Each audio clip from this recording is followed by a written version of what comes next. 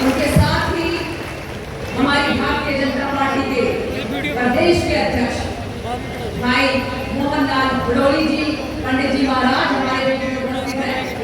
उनके साथ ही हमारे प्रभारी त्रिपुरा के पूर्व मुख्यमंत्री और अभी लोकसभा में जो सांसद हैं ऐसे हमारे विप्लव कुमार देव जी, उनके साथ ही सुमित्रानंद महाराज जो सांसद हैं, जिला के अध्यक्ष, समस्त हमारा यहाँ पर सम्मानित मंच और हमारा परम सौभाग्य है कि उसका बटन दबाने में हमारा भी एक चिड़िया के जितना योगदान था, एक गिलहरी के जितना योगदान था। तो आज इस फतेहाबाद जिले में टोहाना विधानसभा, जिसके हमारे प्रत्याशी भाई देवेंद्र बबली जी यहाँ पर उपस्थित हैं, जोरदार तालियां हमारे भाई देवेंद्र बबली जी के लिए। और भाई एक बात आपने आपको बता दूं,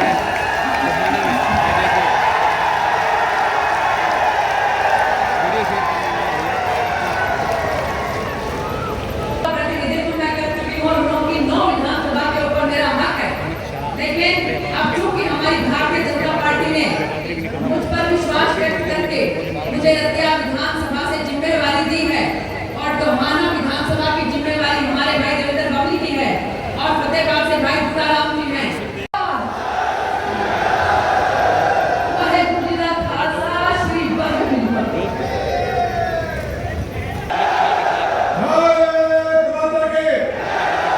साथियों, आज हमारा सौभाग्य है जन आशीर्वाद रैली में हमारे भारत देश के लौह पुरुष, हमारे देश के गृह मंत्री माननीय अमित शाह जी आज हमारी स्नातक की नगरी पर हमें आशीर्वाद देने के लिए पहुंचे हैं। मैं अपने टोहाना का वासियों की तरफ से आपका स्नातक की नगरी पर, देव नगरी पर, सूर्य की नगरी पर आपका बहुत बहुत स्वागत करता हूँ, धन्यवाद करता हूँ।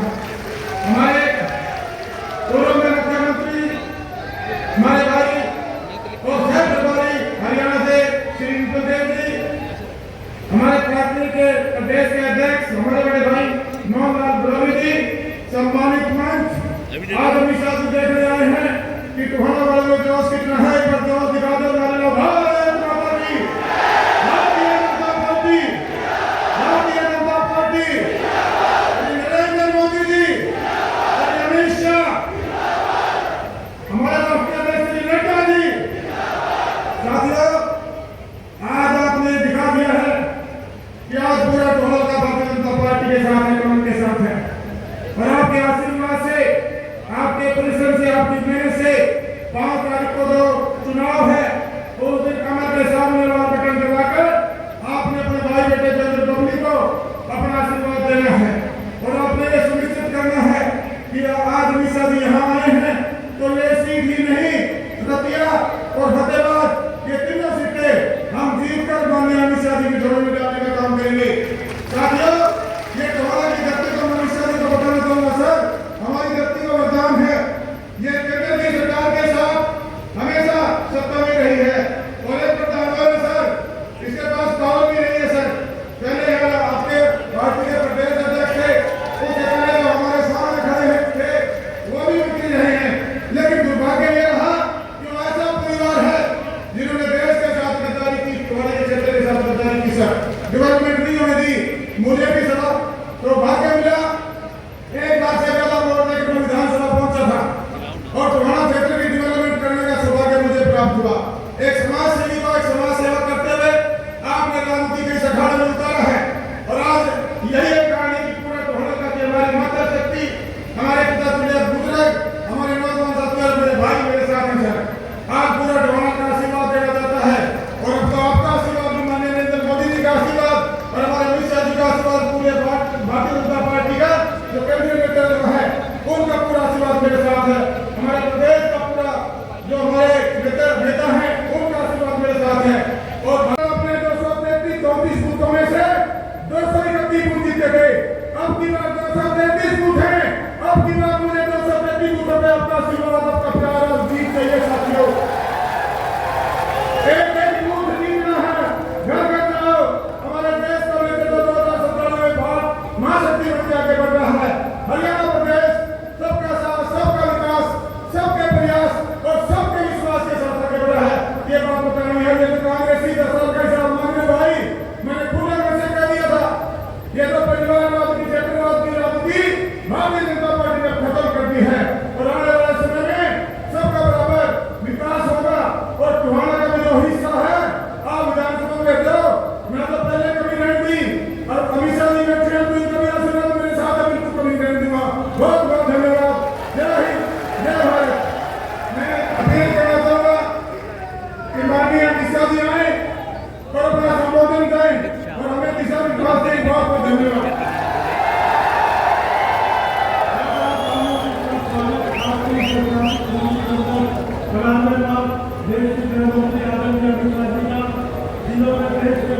प्रदेश के कांग्रेस के लिए जोरदार तालियों के साथ स्वागत अभिनंदन।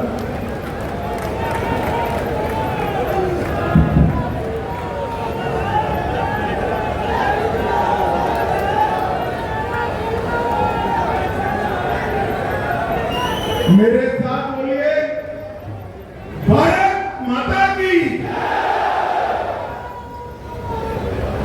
क्या हो गया भाई टोहाना की आवाज को? ऐसी आवाज होती है क्या टोहाना वालों की? मोदी जी अमेरिका में है, अमेरिका तक मोदी जी को लगना चाहिए। टोहाना में पब्लिक को जिताने के लिए भाजपा वाले इकट्ठा हुए। मेरे साथ दोनों हाथ उठाइए, उठाइए दोनों हाथ, माताएं बहनें भी उठाइए जरा। विजय के संकल्प की मुट्ठी बीजिए और प्रचंड आवाज से बोलिए, भारत माता की, भारत माता की। मंच पर उपस्थित प्रदेश भारतीय जनता पार्टी के अध्यक्ष श्रीमान मोहनलाल जी,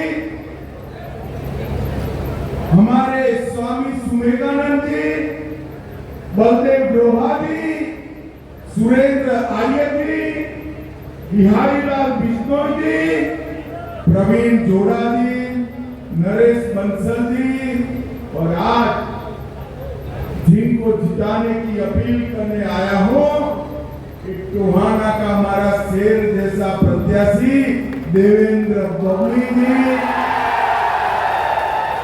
और जिन्होंने न केवल हरियाणा, पूरे भारत की दलित बहनों के लिए बड़े काम किए हैं, ऐसी हमारी बहन सुनीता दुग्गल जी जो रतिया से प्रत्याशी है, और आज टोहाना से आए हुए प्यारे भाइयों, बहनों, माताओं और मेरे जिगर के टुकड़े जैसे युवा मित्रों, आप सभी को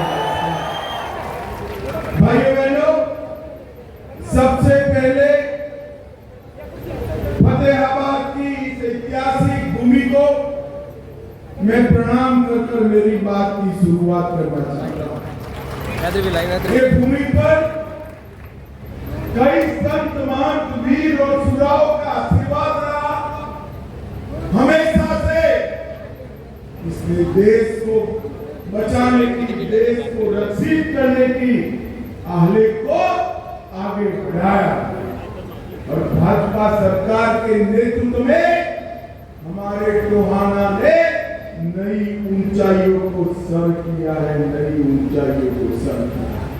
भाइयों बहनों, आज महान स्वतंत्रता सेनानी राव तुलाराम जी की पुण्यतिथि है। सन 57 की क्रांति के हरियाणा के महान सपूत तुलाराम जी को भी मैं प्रणाम कर मेरी बात की शुरुआत करना। भाइयों बहनों, भारतीय जनता पार्टी कैसे शासन करती है उसका सबसे अच्छा उदाहरण अगर कोई एक राज्य है तो मेरा हरियाणा। हरियाणा के अंदर पहले दो दल की सरकारें आती थी और जाती थी। एक दल आता था तो भ्रष्टाचार बढ़ता था, और दूसरा आता था तो गुंडागर्दी बढ़ती, और दोनों में परिवारवाद चरम सीमा पर था, जातिवाद परम सीमा पर था।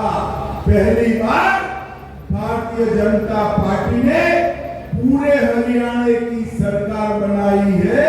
पूरे हरियाणा की सरकार बनाने का काम भारतीय जनता पार्टी ने किया। भाइयों बहनों, हमने विकसित हरियाणा का संकल्प लिया और हरियाणा में 1700 करोड़ 3700 करोड़ से सड़कों का जाला बोने का काम किया। 47,000 करोड़ की 51 परियोजनाएं मोदी जी ने पूरी की है। 35,000 करोड़ की 30 योजनाएं प्रगति पर है और 20,000 करोड़ का डीपीआर बन चुका है। भाइयों बहनों, मैं आज एक बड़े जलसे में पूछना चाहता हूं, भाजपा की सरकार आई उसके पहले खर्ची और पर्ची के बगैर नौकरी मिलती थी क्या? जरा जोर से बोलो, खर्ची और पर्ची के बगैर नौकरी मिलती थी क्या? भारतीय जनता पार्टी ने हजारों युवाओं को ना खर्ची ना पर्ची, घर पे पोस्टमैन आकर अपॉइंटमेंट देकर गया है। ऐसे पारदर्शिता से भर्ती करेगा। हमारी बहन यहाँ खड़ी है, तब मैं कहना चाहता हूं, एक कांग्रेस पार्टी दलित विरोधी पार्टी, कांग्रेस पार्टी ने हरियाणा में, आज मैं हुड्डा जी को याद कराने आया हूं, राहुल बाबा को भी कहने आया हूं, 2005 का गोहाना कांड हुआ, किसकी जिम्मेदारी? कांग्रेस। 2010 में मीरपुर कांड हुआ, किसकी जिम्मेदारी? कांग्रेस की। और हमेशा कांग्रेस के शासन में नॉट फाउंड फॉर सुटेबल कर नौकरियों से आरक्षण के वंचित रखने का काम किया और हमेशा से दलित नेताओं का अपमान करने का काम कांग्रेस पार्टी ने किया। चाहे डॉक्टर अशोक तंवर हो, चाहे बहन कुमारी सैलजा हो, सबका अपमान कांग्रेस ने किया। और अंबेडकर जी, जब तक कांग्रेस की सरकार नहीं गई, बाबा अंबेडकर को भारत रत्न नहीं मिला और भारतीय जनता पार्टी ने 5 तीर्थ अंबेडकर जी के लिए बनाए और संविधान दिन बनाने की घोषणा की।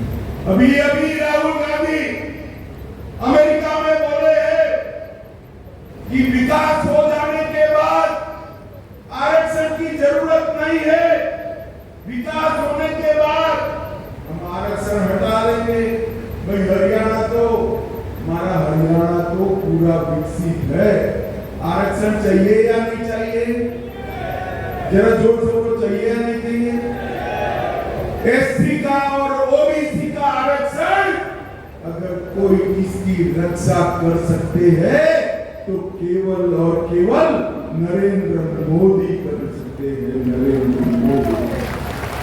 भाइयों बहनों, ये हरियाणा हमारा वीर भूमि रहा है। इतनी बड़ी फौज में छोटे से हरियाणा से हर 10वां जवान हरियाणा की माए भेजती है अपने नौनिहाल को देश की सुरक्षा। और हम देश भर के लोग हरियाणा की मातृशक्ति को हमेशा प्रणाम करते हैं जो देश की सुरक्षा के लिए अपने नौनिहालों को भेजते हैं। भाइयों बहनों, 40 साल से मैं मोदी जी के साथ आया था 14 में रेवाड़ी में।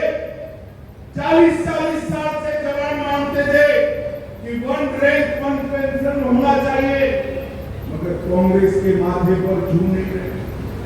आपने मोदी जी को प्रधानमंत्री बनाया 2014 में और 15 में मोदी जी ने 1 रैंक 1 पेंशन कर जवानों का सम्मान। और आज इसका तीसरा संस्करण लागू हो चुका है। 3 बार 1 रैंक 1 पेंशन में बढ़ोतरी करने का काम मोदी जी ने किया है। भाइयों बहनों, बड़ी चिंता की बात है, हथीन से लेकर थानेसर और पलवल में कांग्रेस की रैलियां होती, पाकिस्तान जिंदाबाद के नारे लगते हैं। मैं तो टीवी पर देखकर बड़ा चिंतित, और राहुल गांधी रोकते भी नहीं।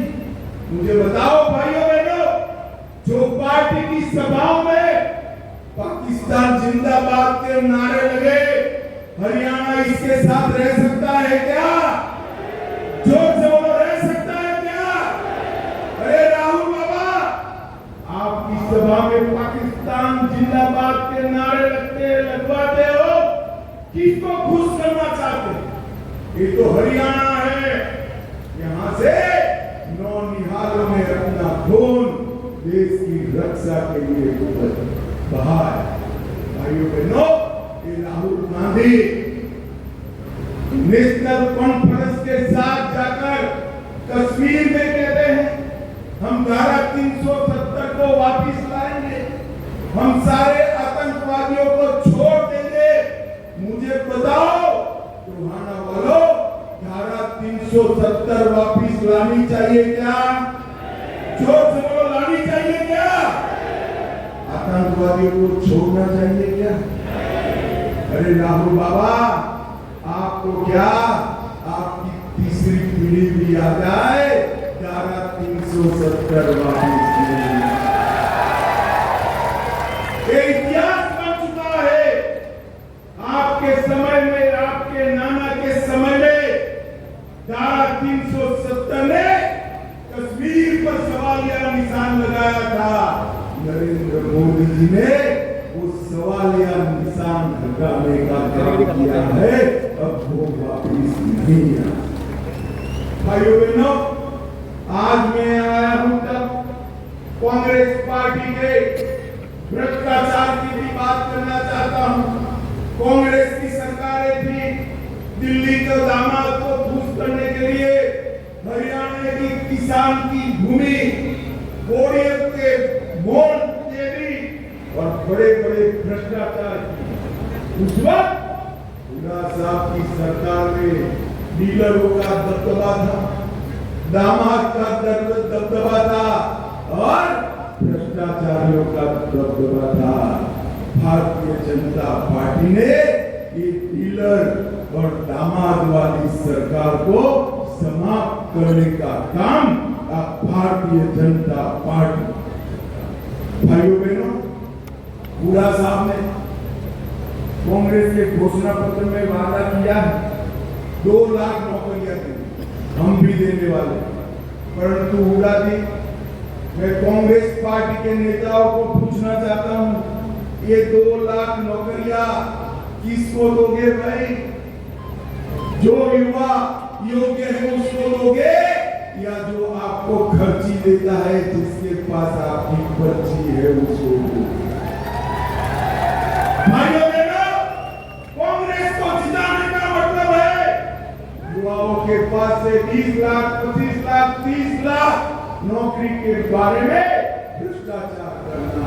और भाजपा को जिताने का मतलब है डाकियों को सगुन का 100 रुपया दो, आपका अपॉइंटमेंट लेटर आपके घर पर आ जाता है। भारतीय जनता पार्टी ने इस प्रकार से शासन चलाया और कांग्रेस के नेता ही कहते हैं कि बिना घपले हमारी सरकार नहीं चल सकती। भाइयों बहनों, मैं आज यहाँ पे पंजाब से सटा हुआ, हरियाणा पंजाब से सटा हुआ, हम पूरा देश सिख गुरुओं पर नाच करता, दसम पिता का सम्मान हर घर में होता, हर घर में, हर स्कूल में दसम पिता की तस्वीर लगी, हर घर में नानक देव महाराज की तस्वीर लगी है।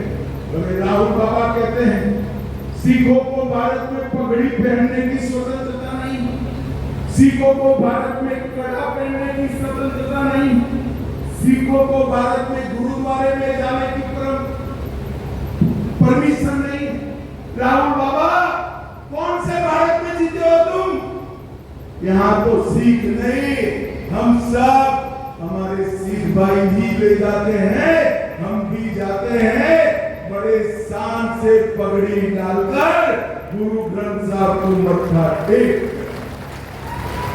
क्या अपमानित करते हो?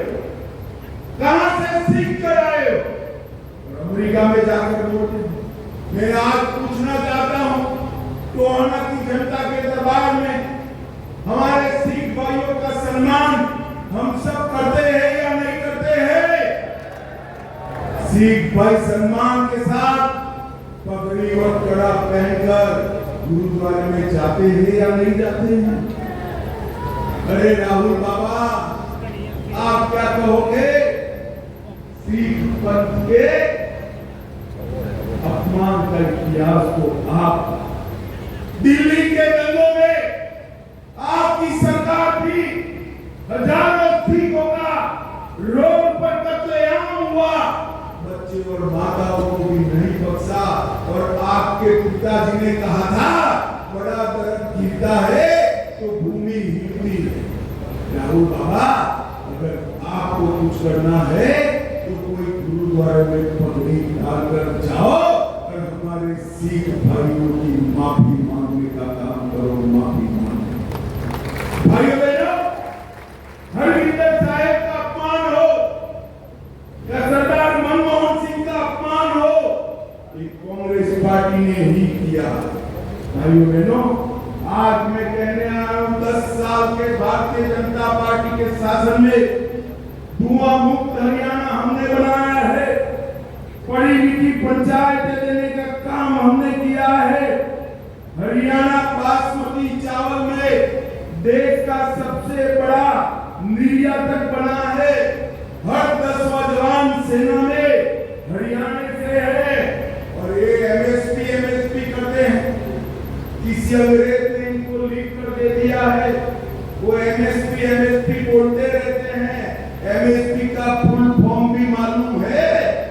राहुल बाबा, आपकी सरकारें थी, आपने कितना एमएसपी पर खरीदी किया? सीट लेकर आ जाओ, हमारा पगड़ी चौराहे पर आ जाएगा और हिसाब किताब आपका। मैं गर्व के साथ कहता हूं, सबसे ज्यादा क्रॉप 24 करोड़ देश भर में अगर एमएसपी पे कहीं खरीदे जाते हैं तो हमारे हरियाणा में खरीदे जाते हैं। हरियाणा और 52 योजना भी किसानों का कल्याण कर, गांव में लाल डोरे को समाप्त करने वाला और मालिकाना हक देने वाला पहला राज्य मेरा हरियाणा है। पंचायतों में माताओं बहनों की 50% भागीदारी करने वाला पहला राज्य हरियाणा है।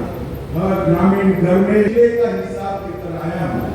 सिर्फ फतेहाबाद में पीएम ग्राम सड़क योजना के तहत 75 करोड़ रुपया खर्च किया और 187 किलोमीटर रोड ये 10 साल में बनाने का काम हमारी सरकार ने किया।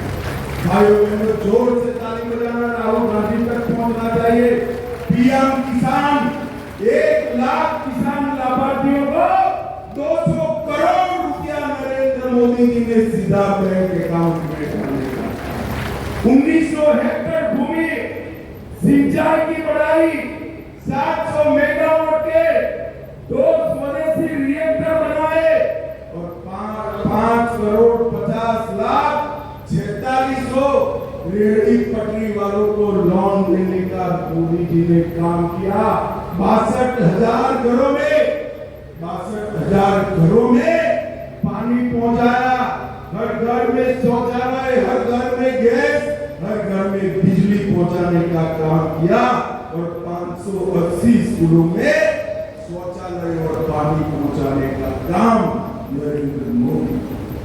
मैं कांग्रेस के अध्यक्ष को कहना चाहता हूं, भैया फतेहाबाद में आजादी से अब तक कितना करा इसका हिसाब लेकर आओ। हमारा पलड़ा भारी रहेगा, हमारा पलड़ा भारी।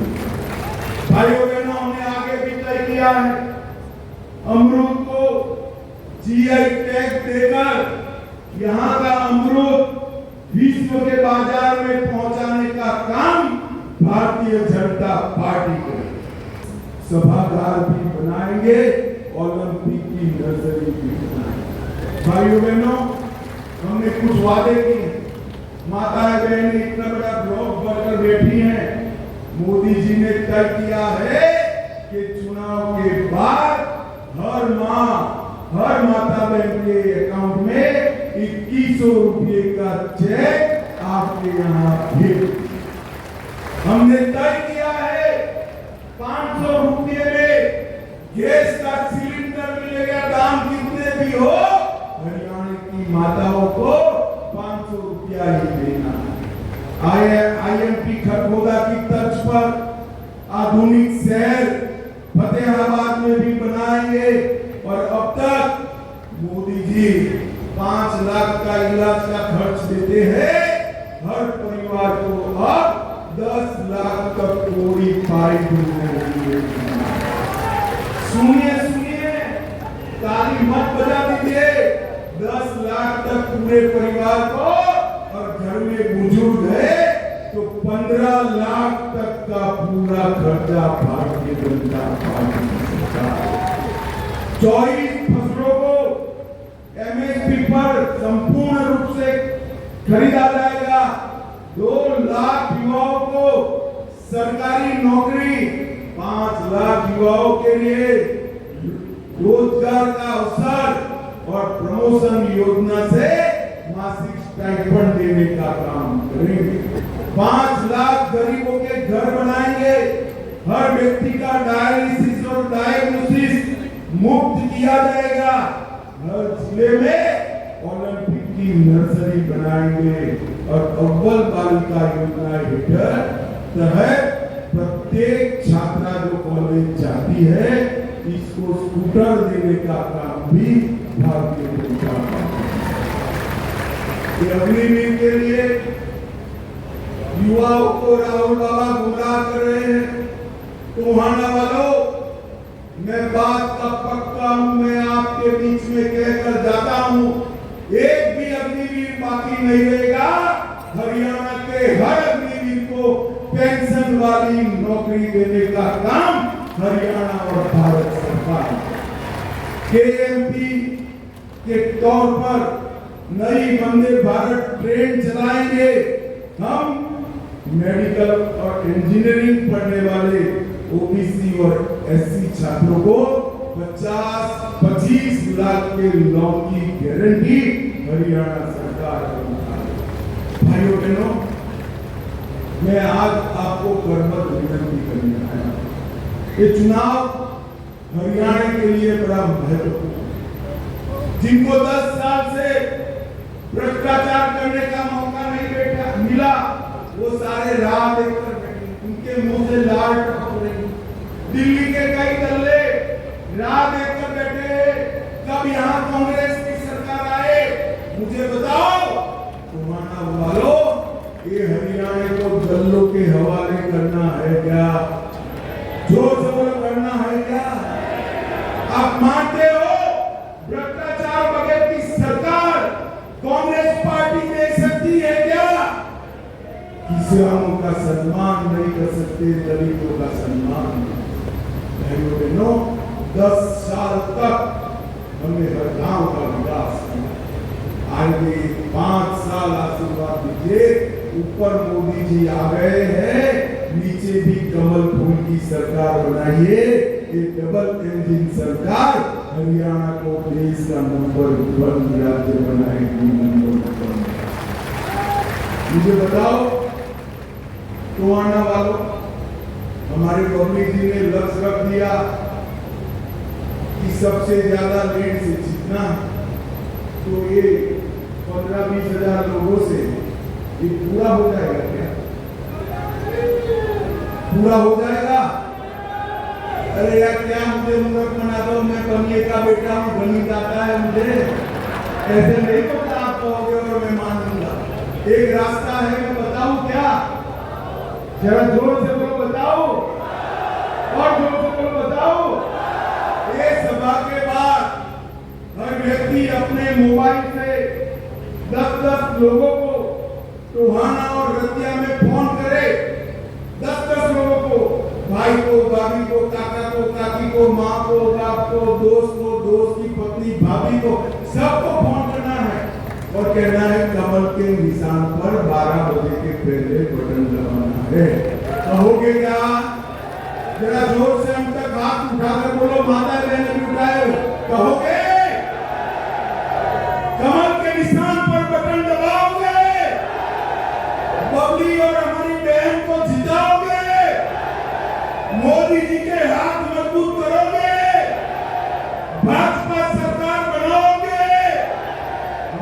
सैनी को फिर से मुख्यमंत्री बनाओगे?